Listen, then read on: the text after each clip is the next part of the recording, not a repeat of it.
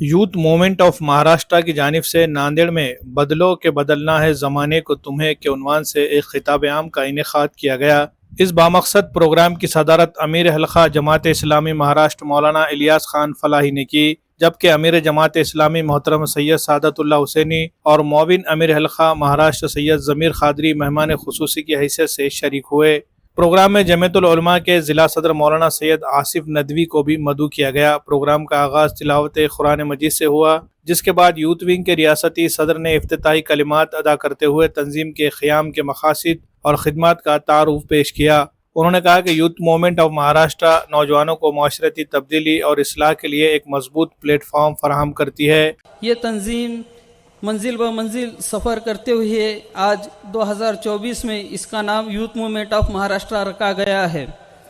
اس کا مشن ہے نوجوانوں کو اپنی ذات اور سماج میں تبدیلی کے لیے تیار کرنا، to prepare youth for reformation in their personal life and society. اس کے تحت یوتھ موومنٹ آف مہاراشٹرا مختلف ایکٹیویٹیز، مختلف پروگرام لیتی رہتی ہے۔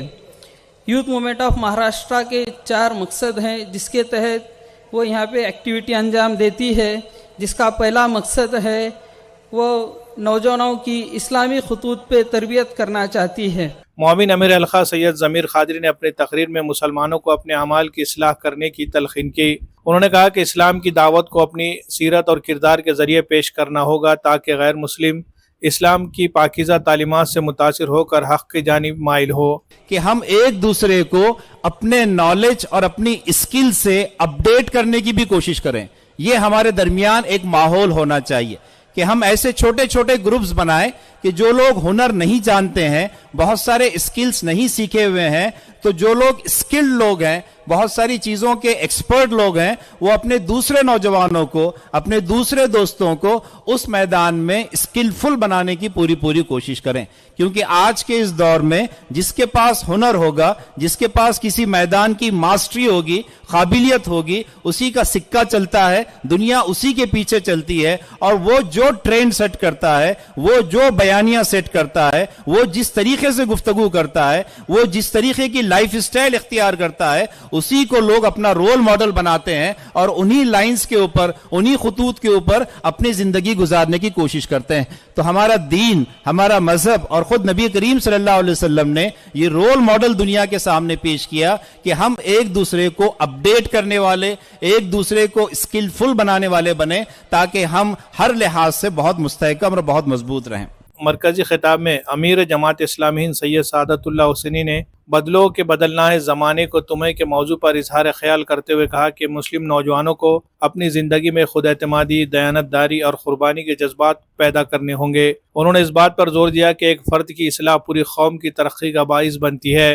تو کرنے کا سب سے اہم کام محترم بزرگوں اور دوستوں یہی ہے کہ ہم اپنے انفس کو بدلیں، اپنے اندرون کو بدلیں، اجتماعی طور پر ہمارے اندر تبدیلی آئے۔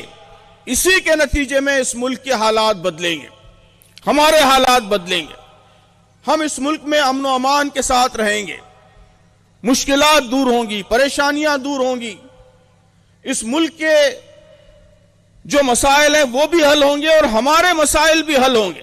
ابھی میں نے جس آیت کی تلاوت کی جس میں بنی اسرائیل کا ذکر کیا گیا، اس میں اللہ تبارک و تعالیٰ نے ایک بڑی اہم بات یہ فرمائی ہے کہ بنی اسرائیل جو مستضعفین تھے، جو زمین میں بہت ہی کمزور بنا کر رکھ دیے گئے تھے، اللہ تبارک و تعالیٰ نے انہیں غلبہ عطا فرمایا، تمکین عطا فرمائی، اور یہاں کہا گیا کہ انہیں مشرق و مغرب کا وارث بنا دیا گیا۔ لیکن کس وجہ سے؟ قرآن مجید نے ایک بڑا اہم وصف، بڑی اہم صفت کا یہاں ذکر کیا ہے، وَتَمَّتْ كَلِمَةُ رَبِّكَ الْحُسْنَى عَلَى بَنِي إِسْرَائِيلَ بِمَا صَبَرُوا، کہ صبر کی وجہ سے، کہ جب ان کے اندر صبر پیدا ہوا تو اللہ تبارک و تعالیٰ نے ان کمزور لوگوں کو جو زمین میں ضعیف بنا کر رکھ دیے گئے تھے، کمزور بنا کر رکھ دیے گئے تھے، انہیں مشرق و مغرب کا وارث بنا دیا۔ صبر کیا ہے؟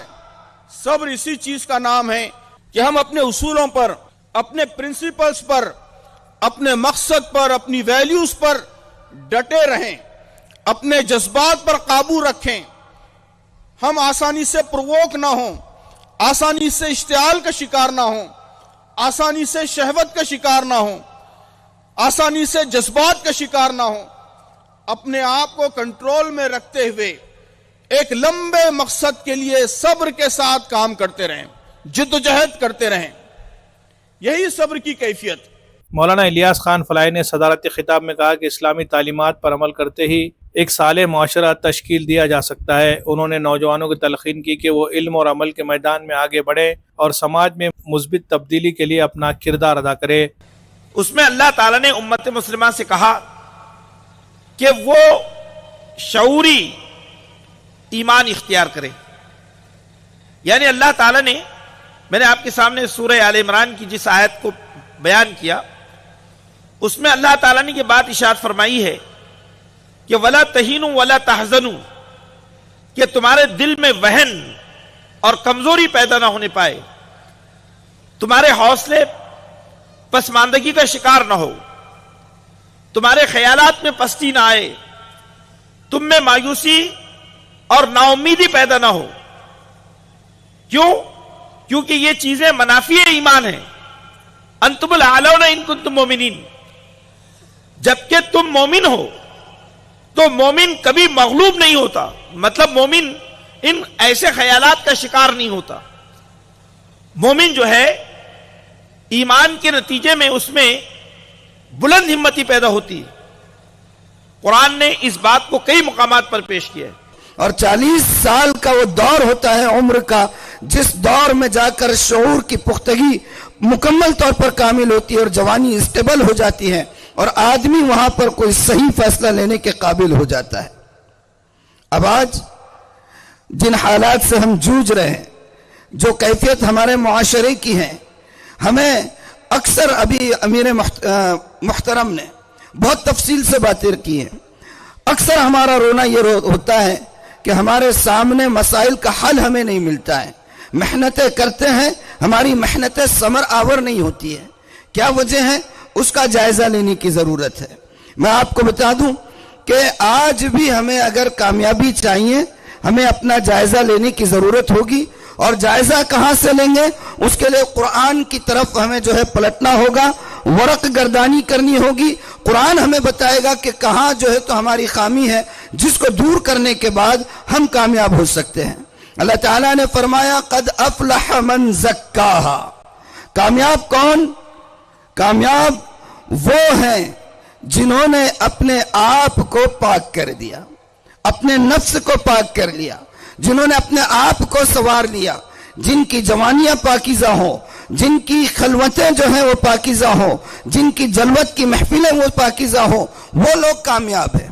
پروگرام میں بڑی تعداد میں مقامی لوگوں نے شرکت کی، جن میں مرد و خواتین شامل تھے۔ شرکاء نے خطاب کو مفید اور تحریک آموز قرار دیتے ہوئے امید ظاہر کی ہے کہ اس طرح کے پروگرام نوجوان نسل کی فکری رہنمائی میں معاون ثابت ہوں گے۔